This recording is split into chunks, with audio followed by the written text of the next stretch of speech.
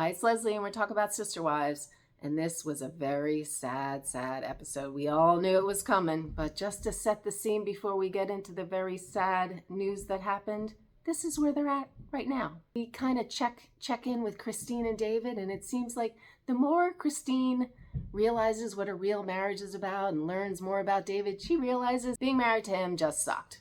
Now that she has a real normal relationship, she's like, oh my God, I had no idea what I was missing. And then we have Mary, who's wants to get back into the dating scene, is a little bit on the struggle bus, because who would want to be part of this shit show once they realize she was one of the polygamists and all the things? So she's got her own mountain to climb in the dating world, but whatever, she's moving on and all seems happy with them too. Everyone is just so much happier now that they get out in the world and they realize, wow, did it really suck with Cody? But anyway. You know, I've enjoyed getting out there and meeting people, but I haven't found my person yet. But then this happens. That's weird. Cody's calling me. He's calling again. He says it's an emergency. Okay, let's cut. Hello? What?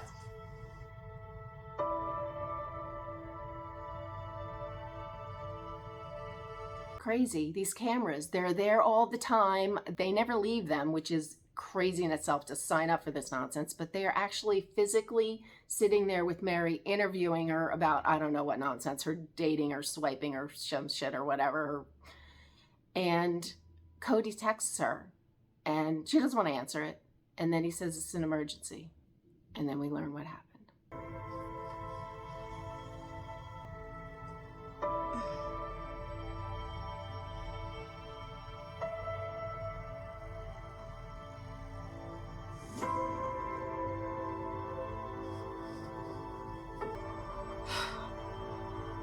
Oh my God. You know, suddenly it's not funny anymore. This is just horrible. So Gabriel had found him. He's like, Mommy's gone. I mean, what do you mean? He said he's dead. He killed himself. And I don't remember the next few minutes, but I got in the car and I drove. And all I could think of is like, so Janelle was told by Gabe and she gets in the car and drive. How do you drive after hearing news of that? That's not safe. Like I was like, oh my God. But that's what she did. And the news just travels through all the families. So even though they're all dysfunctional and disconnected on many levels, this news travels throughout the family and Christine gets the call. So Hunter called me and he was sobbing. And I said, what's wrong? He just said Garrison killed himself. And I just fell on the floor. We all knew that he was sad. And then we all hoped that he would just... And it's weird, she just stopped at the end of it. Like, we all knew he was sad. We all just hoped that he would, snap out of it? Like, I think that's what she wanted to say, or she was gonna say. And I kind of get that feeling, because I guess I would be the same way. But I don't think you snap out of this, and it's just like so sad, because then it's like, oh my God, could something have been done? And oh my God, horrible. And then we catch up on Cody. And you know what? I never feel sorry for Cody, but you know what? You feel sorry for everyone in this situation, because this is horrible, because he loved his boy. I get there was like problems and all the things with his ego, but I guess Gwendolyn, the one daughter, came over and was hanging out with him, and he explains how the grief finally just overwhelmed him. The first moment the grief really clobbered me was when I was sitting down with Gwendolyn holding her hand. I look inside myself, I'm looking down my esophagus in my imagination into my lungs, and I feel this grief comes out of me, and I wailed. Situation has gone down, and it's sort of unreconcilable. I just don't know what to do. I'm lost in this. Oh, that just hit me, because you hear that, like, you know, I haven't had like horrible, knock on wood, thank God, grief like this, but they say that wail, like when you hear such awful news, it just like comes out of your soul, just the horror. And I was like, oh my God, that's just so sad. And as everyone hears, the only thing that hit me odd is that they were such a faithful, religious family. I mean, I guess it was faith and a belief in the hereafter, and that there was like that never seemed to factor into these conversations, that this boy was obviously in pain and was sad and was unhappy, all the things. Like, no one really seemed to say, but at least he's in a better place, except for, I think, Peyton said that. And Christine was like, no, he's not. But I was like, didn't anybody have that faith that, you know, he believes in God, he's in heaven, he's not in pain anymore? Like, that never came in. I thought that was really odd, that you would have thought that would have been at least the second or third thought after, like, devastation was like, oh no, he's with God, he's okay. But, and of course, the one that killed the most was Gabriel, because he's like the most sensitive, and they were like always frickin' frack, always together, the two of them, and you're like, oh my God, Gabe. And he seems the most collected and mature and kind of like not, I mean, they say he's in therapy, so he was like dealing okay. He brought an air of ease.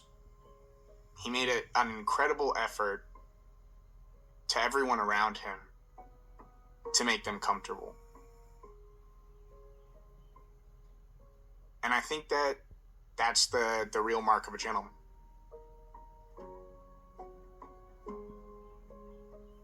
And I think that Garrett did it well. Anyway, I guess we get a little insight of when this whole, I guess he had issues with alcohol and drinking and stuff. And sure enough, we all know when that started. He really struggled with alcohol. Something happened in this last year, and it really just got him. I don't know what happened that this night he did that, because he's had other nights like this where he would drink and then pass out, and he would go kind of radio silent, but he'd be back in the morning, you know. I don't know what happened this time. Frickin' COVID. It all goes back to COVID. COVID just brought out all like the horrible underlying that just came and surfaced, and you know.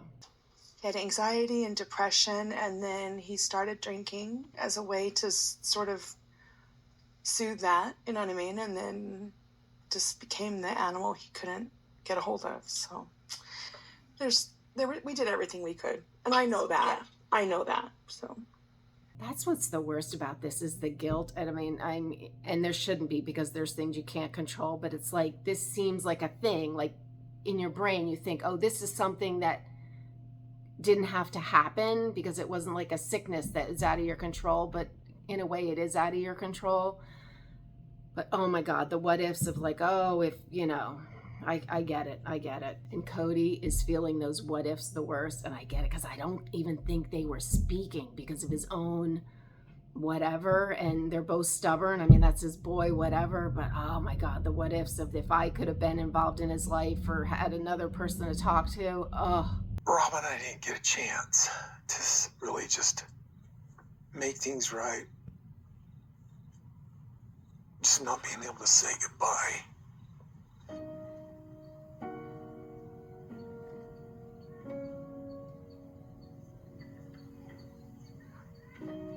and that is the lesson. That is the lesson that everybody has to remember, is you always think there's more time, but there may not be. So if you have something to say to someone you love, go say it.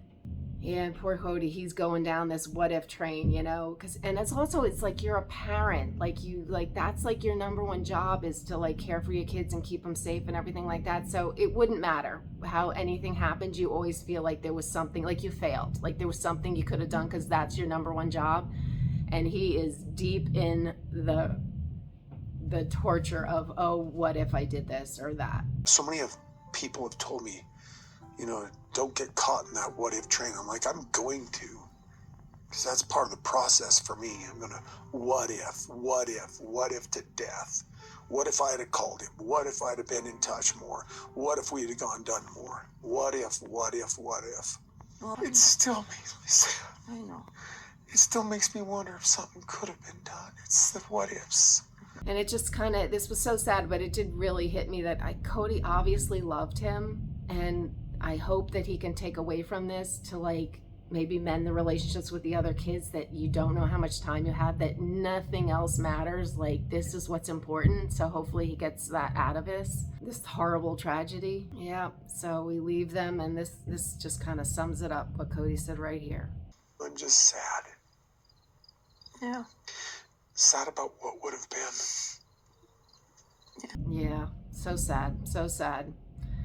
Anyway, I'll be following along with this one because it continues next week. So if you want to follow along, please subscribe, hit the notification bell, and I will see you next week. Bye.